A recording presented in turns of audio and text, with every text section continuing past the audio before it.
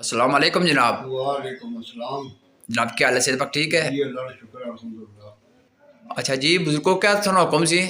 मैं सदर साहब थोड़ा नाम सुनिया सी तो मैं तुसां की तां मसलन ये है भी इंटरव्यू देने वास्ते कोशिश की है। जी जनाब। ते जनाब मैं 4 प्लाट किए सन मास्टर मुश्ताक पन्याम जी उसने बोलो उस 2009 च मैं प्लाट किए और अज तक उस मिगी आखे सी कि मैं मुंतकिली करी ते देने ते अज तक हमारे पर खर्चा थोड़ा उसी तो मुंतकिली मैं करी दे सा। जी बुजुर्गों एक गल बहुत सौ पहले अपना पूरा नाम बोका है नाम बुजुर्गों हमारा ना। नाम साबर हुसैन है जी। जी कुत्थे रहे हो?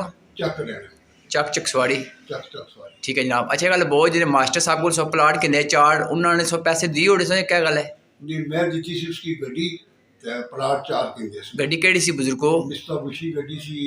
उसकी कीमत कितनी 2005 सी? Model Pajero. उसकी कीमत कितनी सी? कीमत तो जिस बंदे को मैं किंदी सी मैं तो 71 लाख च करी तो किंदी सी। जी। मैं इसकी दी थी 55 लाख च। अच्छा 55 लाख नहीं 55 लाख। तो नाल और इजाफी पैसे देते हैं, खाली वो 55 लाख ही होगी। खाली 55 लाख रुपया में दिता प्लाट को मेरे प्लाट सस्ते किंदे सी मिगी उस टोटल बनाए ते दसी उड़िया मिगी उस इतना प्लाट वाली वाकफियत भी कोई थी।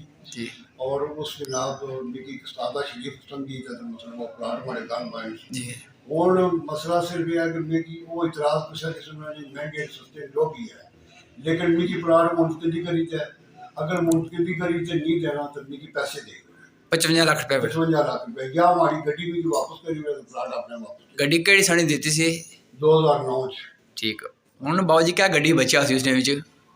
गड्डी च तो कख नहीं ने बचा जी जो कुछ भी है पर हमने गड्डी वापस करी उड़ा या पैसे दे उड़ा ठीक है। या सब तो पहली गल है मैं प्लाट किंदे तो प्लाट नहीं तुसां बुजुर्गो जे लैन देन कीता सी प्लाटां ने गड्डी दित्ती सी, कोई बंदा गवाह है सी? उसने 2 बंदे गवाह सन जिसने जो वो उसले हुन मुकरी गए ने क्योंकि उस कोई रिश्वत उसने मंगी दी है ते जिसने वो मुकरी गया कि मिगी 55 लाख में नहीं पता। अल्लाह हिदायत दे जनी के। अच्छा लेकिन मैं अपने खुदा के हाथ नाल कही जा रहा हूं कि मैं 55 लाख की गड्डी दी है मैं अगर उसने कोई 1 रुपया हुआ तो इंसान मेरे वास्ते आराम है। जी बुजुर्ग। ते वो हुन उसकी पता नहीं रिश्वत दी है या किस तरीके ना मकराया मकराई हो जी। रहा उसकी मैं थाने भी खड़िया जिसने मैं दरखास्त उसने पर दी सी ते थाने के सामने जनाब वो पहले ठीक सी लेकिन माना सी मैं थोड़े नाल हां लेकिन एंड पर अच्छी तरह जनाब जिस लोग बयान पूछणगे वो मुकरी आखणगा कि मैं देने च कोई कि 55 लाख है या जितना अल्लाह पाक दे दे जी। तो बाकी नाजरीन मैं जिससे पहले भी हर बंदे की गल मानो अगर दूई पार्टी भी अपना मौकफ देना चाहनी है मैं उन्होंने भी हाजिर हाँ बुजुर्गो और कोई सो मैसेज देना चाहना बिच?